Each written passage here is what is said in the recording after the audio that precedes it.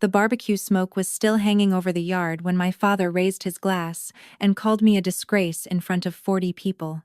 My name is Riley Hartwell. I was 32 years old, standing at the far end of my own family's Father's Day table with a paper plate in my hand and nowhere to sit. The long, folding tables were covered in red and white plastic cloths. There were ribs cooling in foil pans, sweet tea sweating through paper cups, and citronella candles burning low against the Kentucky bugs. From the road, Hartwell Ridge probably looked like the kind of place people slow down to admire. A farmhouse, a barn, a family gathered under summer light. But families can look whole from a distance. My father, Caleb Hartwell, stood at the head of the table like a man receiving a medal. 67 years old, gray hair combed back, work shirt pressed, one hand resting proudly on my brother Bennett's shoulder. Bennett smiled the way he always did when people were watching.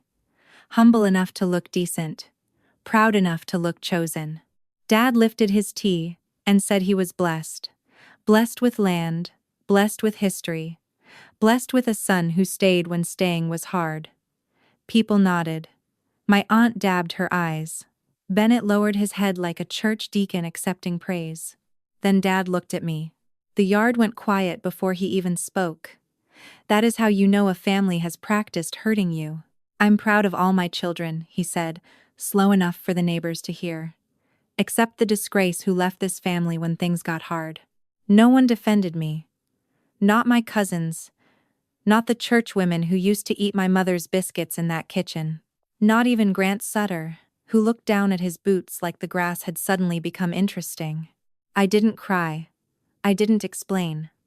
I reached into my purse, took out a plain manila envelope, and set it beside my father's plate.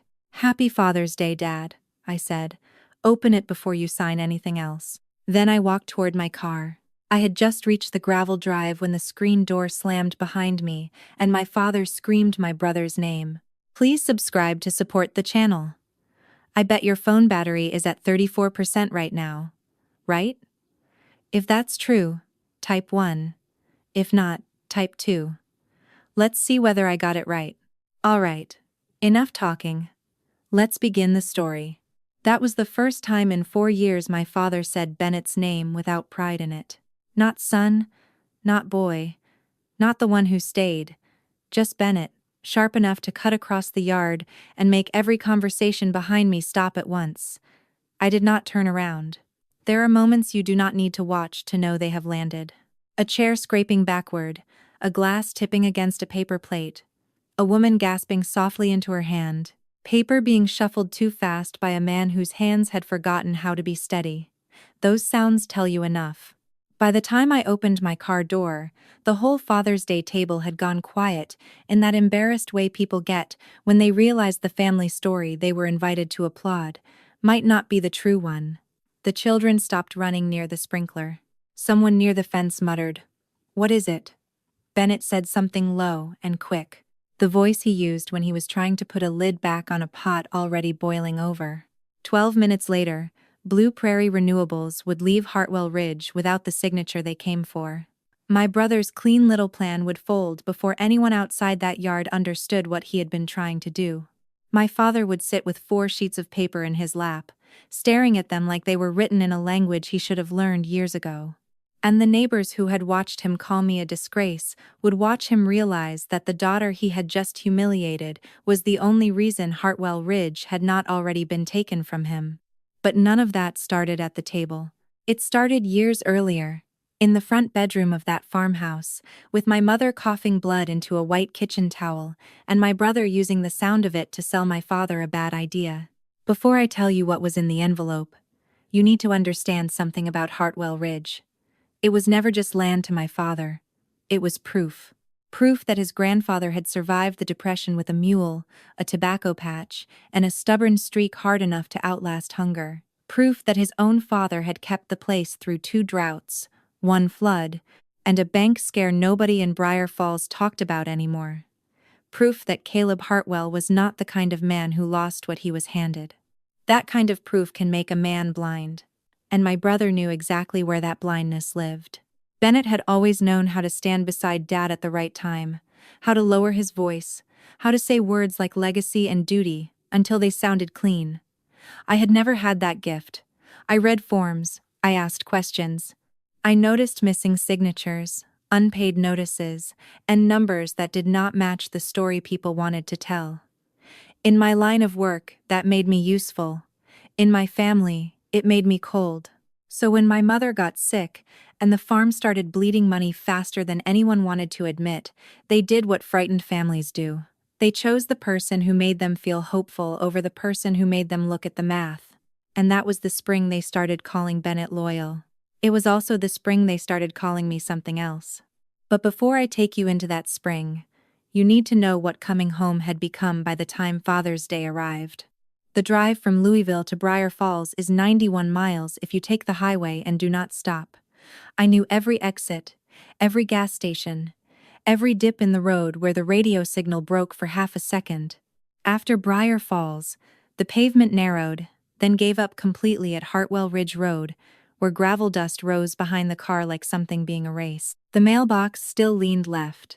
The white paint on the fence had peeled in strips near the lower pasture. The sign my grandfather carved, Hartwell Ridge Farm, still hung from two rusted chains beneath the sycamore, though one corner had dropped so low the words looked tired. I slowed there without meaning to. My mother used to say a place could recognize your tires before people recognized your face. If that was true, the farm knew me before anyone else bothered to. Cars were already lined along the cut hay when I pulled in. Trucks mostly. A few church sedans, Grant Sutter's old Ford with the dented tailgate. I parked near the end of the lane, past everyone else, where leaving would not require asking anybody to move. That was not strategy. That was habit. Your body learns where it is welcome, and where it should keep the engine pointed toward the road. Bennett was at the gate, greeting people like the farm had been deeded to him at birth. He had one hand tucked into his jeans pocket, the other clapping shoulders, guiding coolers, pointing toward the tables. He wore a clean work shirt he had not worked in, and boots polished enough to tell on him. Everybody loved that version of my brother, the version that looked like sacrifice if you did not stand close enough to smell the performance. His wife, Tessa, was carrying a pitcher of lemonade across the yard when she saw me. Her smile came first. The knife came right after. "Well," she said, loud enough for Margot Whitcomb and two women from church to hear, "look who remembered the road home when there's free food." Nobody laughed hard. That would have been rude. They did something worse. They smiled like the joke had been gentle.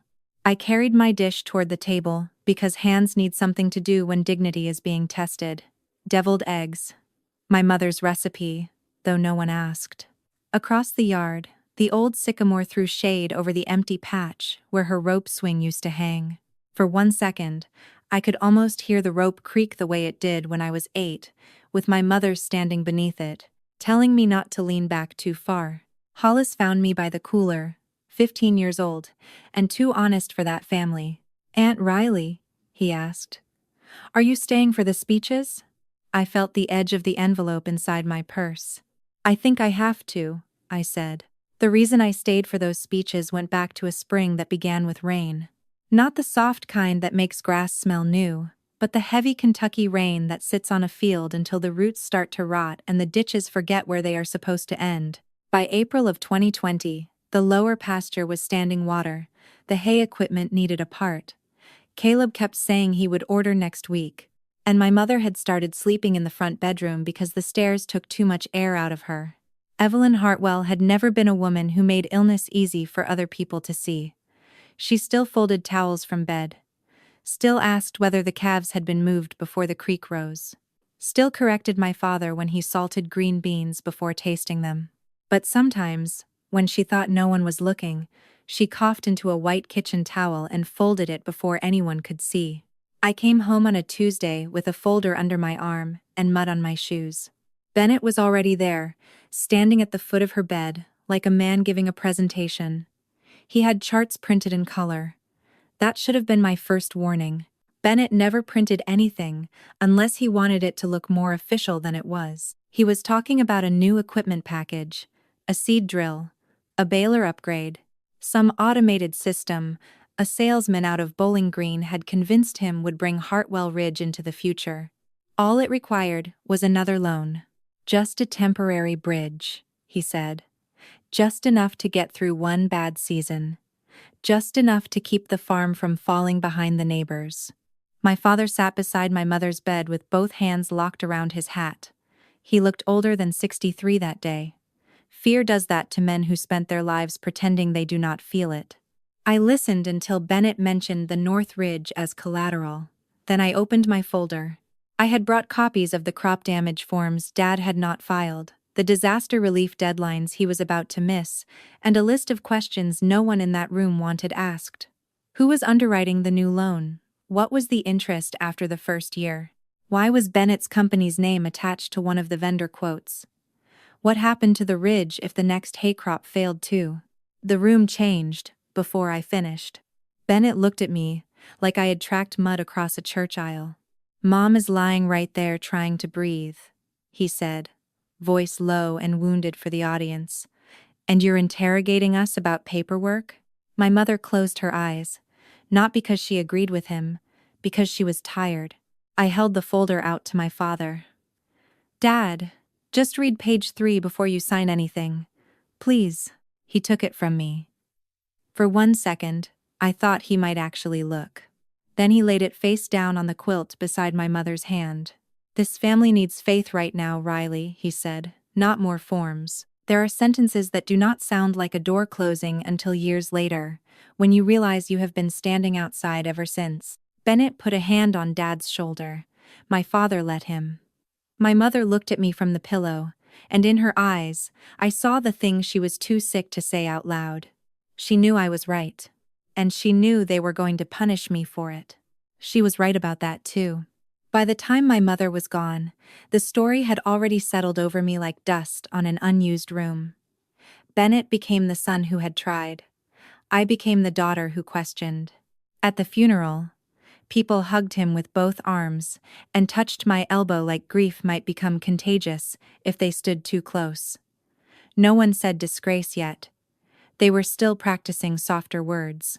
I let them have the story, because correcting grief in public makes you look exactly as heartless as they already believe you are. Nearly 2 years later, in August of 2022, Caleb stopped answering his phone for 3 straight days. I told myself I was not worried. Then I drove the 91 miles anyway. The farmhouse was quiet when I got there. Too quiet for a place that usually had a radio muttering in the kitchen and wind knocking at the loose screen door. Dad opened after the 3rd knock. Unshaven, suspenders hanging loose, his eyes irritated before he even knew why I had come. "I'm not dead," he said. "I can see that." He stepped aside because even pride gets tired, and I went into the kitchen that still looked like my mother might walk in if I turned fast enough. Her blue mug sat on the high shelf where nobody used it. The church calendar on the wall was still turned to June.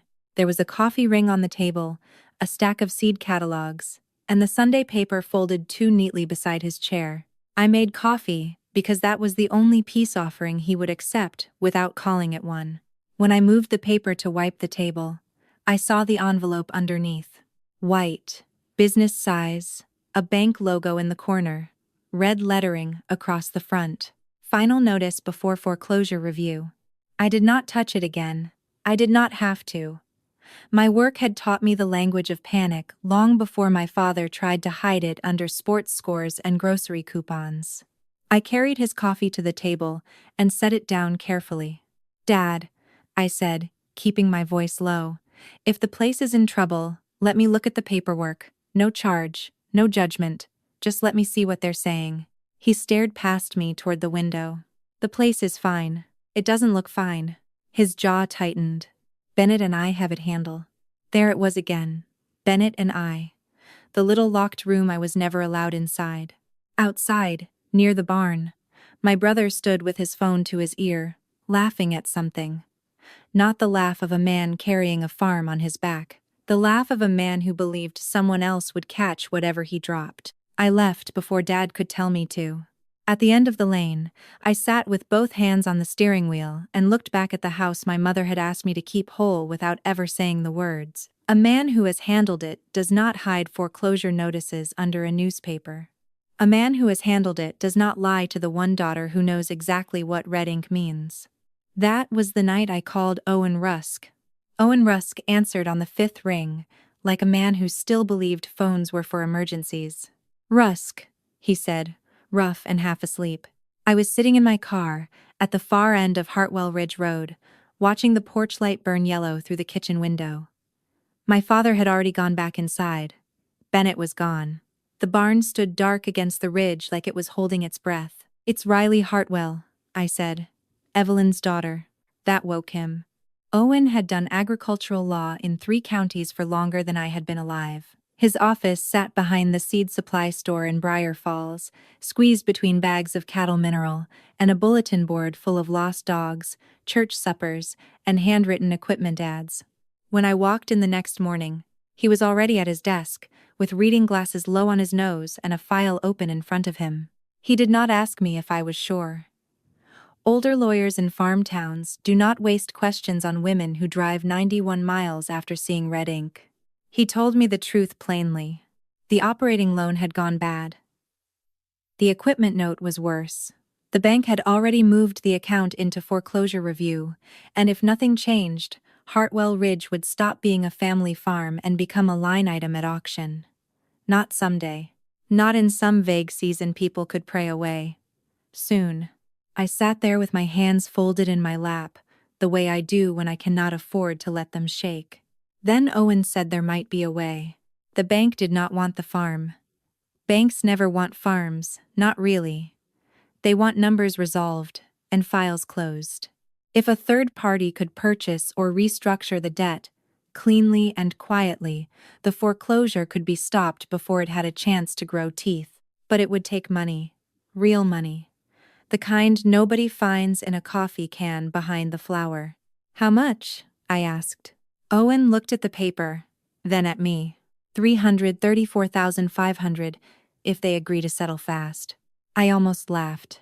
Not because it was funny. Because sometimes a number is so large it feels like weather. I had $74,000 in savings.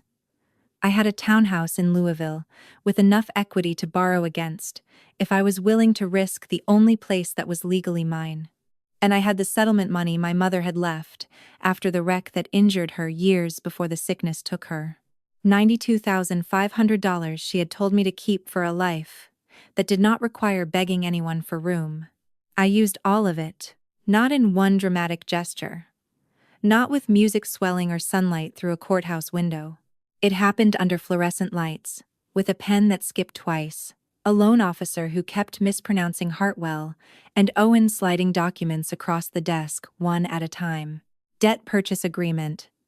Agricultural Preservation Trust. Conservation Restriction Review. Trustee designation. My name appeared where my father's pride never would have allowed it to appear if he had known. Riley Hartwell. Trustee. When it was done, Hartwell Ridge stayed exactly as it had been. Caleb woke up in his own bed. Bennett kept pretending he had handled things. The porch light still came on at dusk. No auction sign went into the ground. And I drove back to Louisville poorer than I had ever been, holding a secret heavy enough to feel like another person in the passenger seat. For 2 years, I carried that secret the way some people carry a second set of keys. Most days, it stayed quiet. I filed claims, answered calls from farmers who had lost hay to hail, helped widows argue with insurance adjusters who thought polite women would give up faster. Then, at night, when the office emptied and the phones stopped ringing, I would think about Hartwell Ridge sitting safely under a legal roof nobody in my family knew I had built. That was what I was thinking about on Father's Day when I slipped away from the noise and walked to the sycamore. The party sounded different from a distance. Softer, almost harmless. Laughter moved across the yard in pieces. Ice clinked in paper cups. Somebody's child squealed near the sprinkler. If you did not know better, you could mistake all of it for peace. Under the sycamore, the air was cooler. The old bench was still there, gray boards bowed in the middle. One armrest loose, where Caleb had promised to fix it every spring for 10 years. I sat down and took my mother's notebook from my purse. It was covered in blue cloth, worn pale at the corners from her hands. After she died, I found it in the bottom drawer of her dresser beneath a stack of winter pillowcases. At first, I thought it was recipes. My mother kept everything in the same steady cursive: pound cake, calf vaccines, fence repairs, funeral casseroles. But the farther I read, the more I understood it was not a notebook. It was a map of what she had loved. She had written down where the creek jumped its bank first in heavy rain, which posts near the north pasture rotted fastest, where my grandfather found water with a forked branch and too much confidence. The year the sycamore split in a storm and lived anyway. My name appeared in the margins more than Bennett's ever did, though no one in that yard would have believed it. Near the back, the writing changed. Smaller. Weaker. Riley, your father will call it pride. Bennett will call it duty. Men from outside will call it opportunity. But land knows the difference between being used and being kept. I read the next line twice, though I already knew it by heart. Don't let them sell the ridge to men who only see sunlight as money. Across the yard, Bennett stood beside a woman in a navy blazer I did not recognize yet. She held a blue folder against her hip. He pointed toward the north ridge like he was showing her something already promised. My mother had been dead for 4 years, and somehow she was still the only person at that party telling me where to look. I closed the notebook. That was when I stopped listening to the laughter and started watching the papers. The papers found me before I had to go looking for them. Bennett had a gift for moving people where he wanted them. At the party, he waited until the cousins were arguing over horseshoes, until Tessa had half the women gathered around the dessert table, until Dad had taken enough compliments to feel taller than he was. Then Bennett touched his elbow and guided him toward the side of the house, near the propane tank, where voices disappeared under the hum of the window unit. I was still under the sycamore with my mother's notebook in my lap. From there, I could see them without looking like I was watching. That is something you learn when a family has spent years making you invisible. You learn how to stand still and let people forget your eyes still work. The woman in the navy blazer followed them. She had smooth hair, clean shoes, and the kind of smile people use when they are being paid not to look impatient. Later, I would learn her name was Denise Lark. That afternoon, she was just a stranger, holding a blue folder against her side like a church hymnal. Bennett opened it against the siding and turned one page, then another. He had colored tabs along the edges. Yellow, blue, pink. The same way he used to mark school books he never read. "Just here, Dad," he said, tapping the page. "And here. It's not selling anything. It protects the farm and gives us room to breathe." Dad patted his shirt pocket, looking for glasses he had left on the kitchen counter. He squinted at the paper. "It's a lot of wording. That's why I went through it already." Bennett's voice was soft, patient, practiced. "This keeps outsiders from taking advantage of us." I stood up before I realized I had decided to.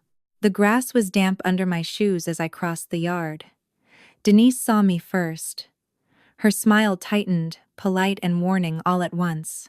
Bennett closed the folder halfway, not fast enough to hide the logo printed across the top: BluePrairie Renewables. My stomach went still.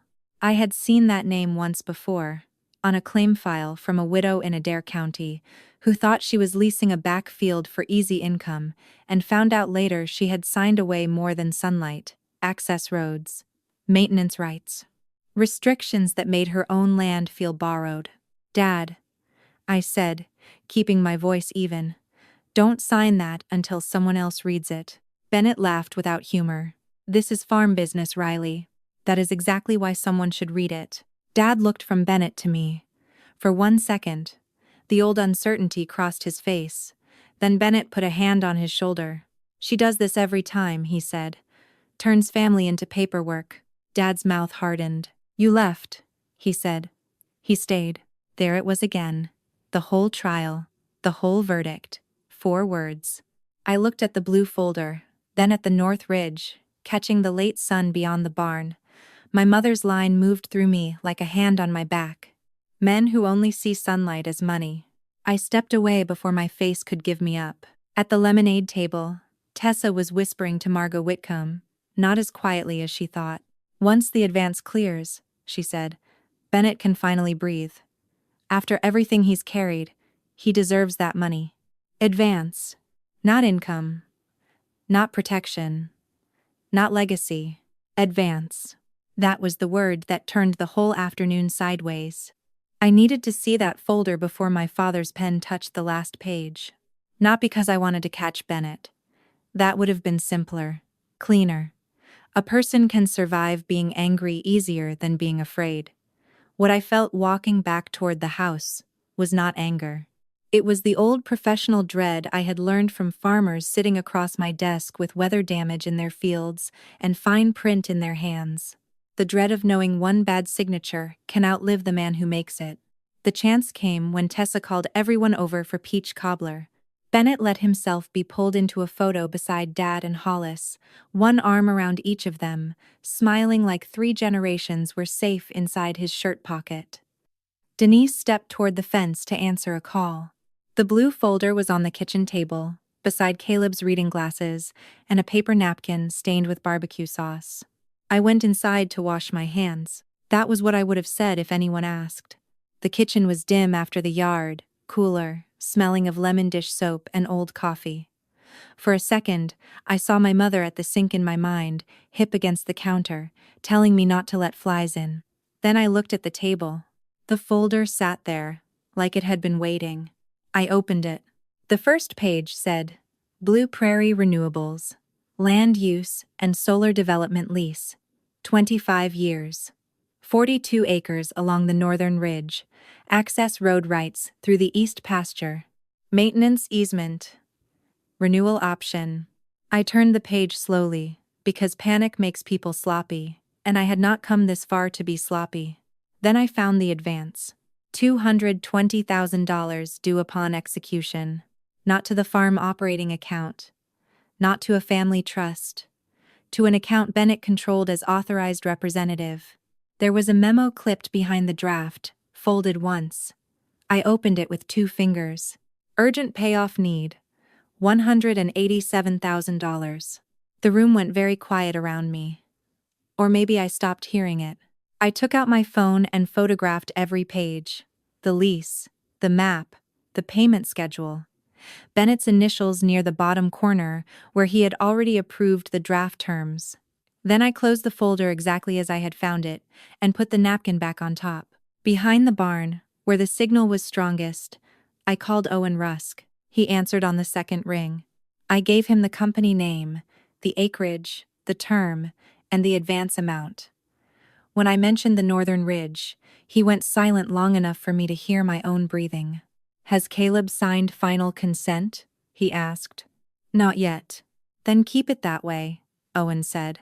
Because if they record anything before we challenge it, Bennett can make a mess that takes years to unwind.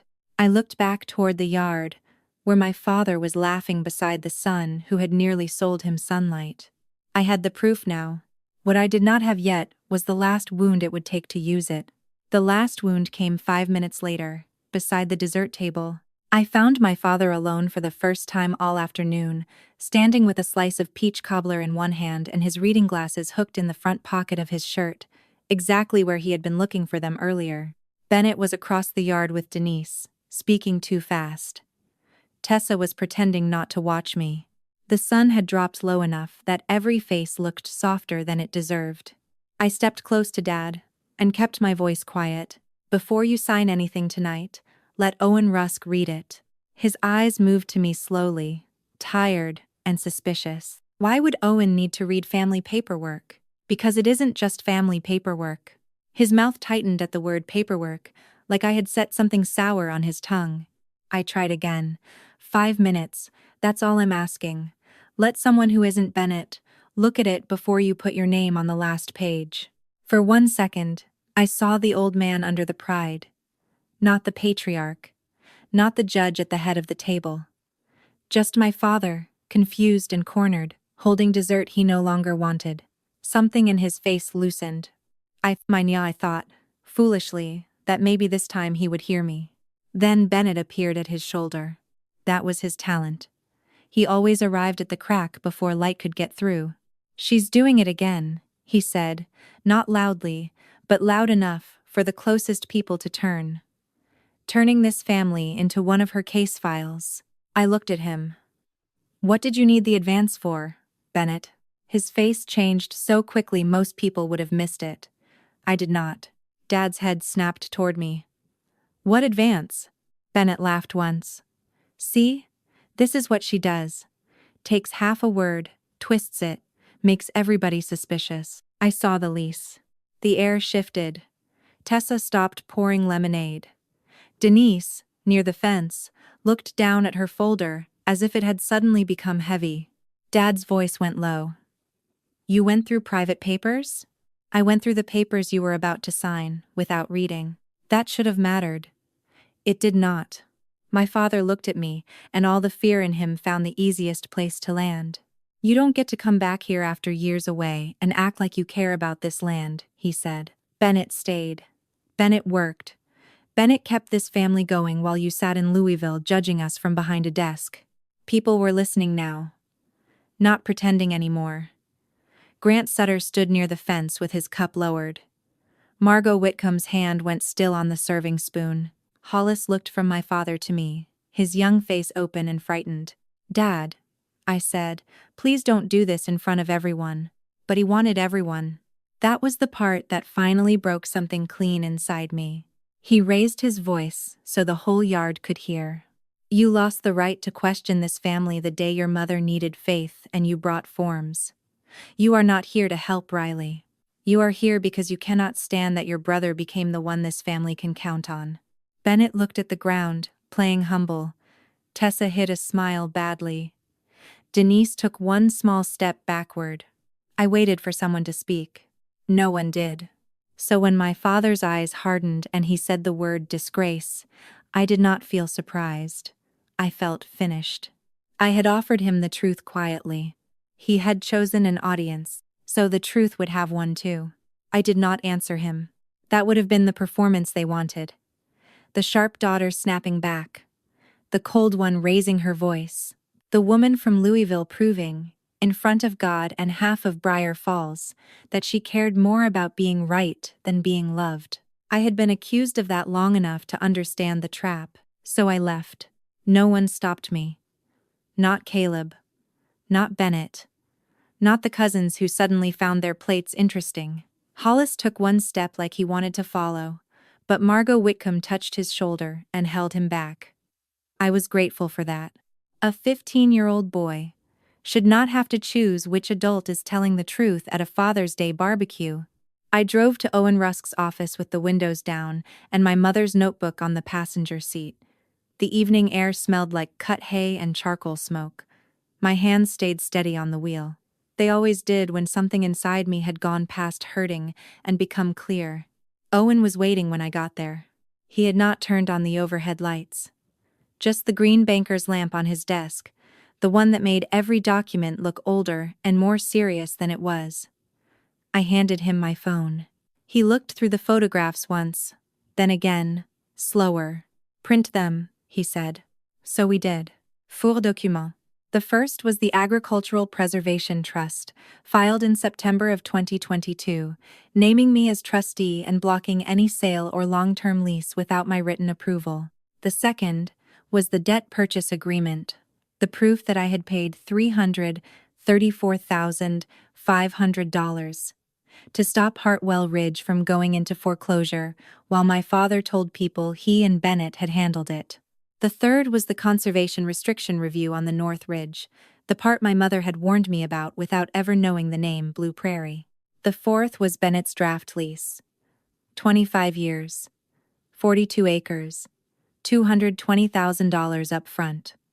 His initials near the bottom like a fingerprint left at the scene. Owen asked if I wanted him to come with me. I almost said yes. Then I thought of my father calling me a disgrace in a yard full of people who had eaten my mother's food and believed my brother's version of me for 4 years. No, I said. They need to read it from me. I slid the pages into a plain manila envelope, the kind I used for claims that ruined people's sleep. I did not write an explanation. I did not write an accusation. The papers could speak more cleanly than grief ever had. On the front, in small block letters, I wrote one line: Happy Father's Day. Then I drove back to Hartwell Ridge, before Bennett could turn one more lie into a signature. When I turned back into the lane, the party had thinned but not ended. That was the thing about small towns. People always stayed a little longer when they sensed something unfinished. The tables were messier now, plates stacked crooked, candles burning low, flies circling the last of the cobbler. The sky had gone purple behind the north ridge. Bennett was near the porch with the blue folder tucked under his arm, talking fast to Dad and Denise. He looked up when my tires hit the gravel, and for the first time all day, my brother stopped smiling. I parked where I always parked, far enough to leave, close enough to be seen. No one spoke as I walked across the yard with the envelope in my hand. My father was still standing at the head of the table, but he looked smaller now, as if the speech he had given had taken something out of him. I set the envelope beside his glass of tea. Open it before you sign anything else, I said. His eyes narrowed. What is this? The part Bennett didn't read to you. I stepped back. Dad tore the envelope open with angry fingers. The first page made his forehead crease. The second made his mouth go slack. By the third, the color had started leaving his face. When he reached Bennett's lease, his hands began to shake. 25 years. 42 acres, $220,000. Bennett's initials at the bottom. Dad looked up. Bennett, he said. Not son. Not boy. Bennett. My brother lifted both hands. Dad, she's twisting this. It's income. It's not a sale. Grant Sutter stepped closer from the fence. Caleb, did you know about the 25 years? Dad did not answer. Hollis stood beside the cooler, his face pale. You were going to put panels over Grandma's pasture? That did what my papers could not. It took the last bit of air out of Bennett's performance. Denise closed her folder. BluePrairie will suspend review pending trust verification, she said, already backing away like a woman who knew a bad title problem when she saw one. I walked toward my car before the shouting started. Behind me, Bennett's voice rose, then cracked. Tessa said his name once, sharp and scared. My father called after me. Riley. I stopped with my hand on the door. He did not apologize. Not then. Men like my father have to learn regret before they can learn words. Why didn't you tell me? He asked. I looked back at the house, the barn, the ridge my mother had asked me to keep. Because you would have rather lost it than let me be the one who saved it. He had no answer for that. 9 days later, Owen helped fold Hartwell Ridge into the trust properly. Dad signed with his glasses on and read every page. Bennett lost more than a deal. He lost the story that had protected him. And I kept the land. Not for pride, not for revenge, but for my mother, for Hollis, and for whoever came after us. I told my father I would protect the farm. But I would not protect the lie anymore. Being the strong one does not mean staying silent forever. Sometimes the truth only needs a table, an audience, and 4 pages in a plain manila envelope. What Riley's story teaches us is that being strong does not always look like winning loudly. Sometimes strength looks like driving home even when you know no one saved you a seat. Sometimes it looks like reading the fine print while everyone else calls you cold. Sometimes it looks like protecting people who may never thank you, not because they deserve your silence, but because your values are bigger than their cruelty. Family is supposed to be the place where your name is safe. But not every family knows how to love without pride, favoritism, or old stories they refuse to question. Some people will call you selfish because you stopped letting them use you. Some will call you heartless because you finally asked for the truth. And some will only recognize your worth after the damage they caused is placed in front of them in black and white. But the lesson is not that we should become bitter. The lesson is that love without boundaries can turn into self-erasure. Riley did not save the farm to prove she was better than Bennett. She did not expose the truth because she wanted applause. She did it because there comes a moment when protecting a lie becomes more dangerous than speaking the truth. And maybe that is what healing looks like for many of us. Not revenge, not shouting, not begging to be understood by people who chose not to see us. Healing is the quiet moment when you say, I will still do what is right, but I will no longer let you rewrite who I am.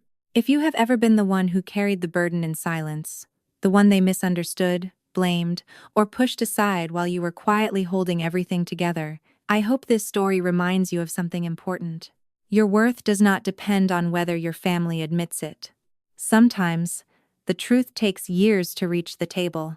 But when it does not need to scream. Tell me in the comments. Have you ever had to set a boundary with family after being blamed for something you were actually trying to fix? If this story touched you, please like, subscribe, and stay with us for more stories about truth, dignity, and the quiet people who finally get the last word.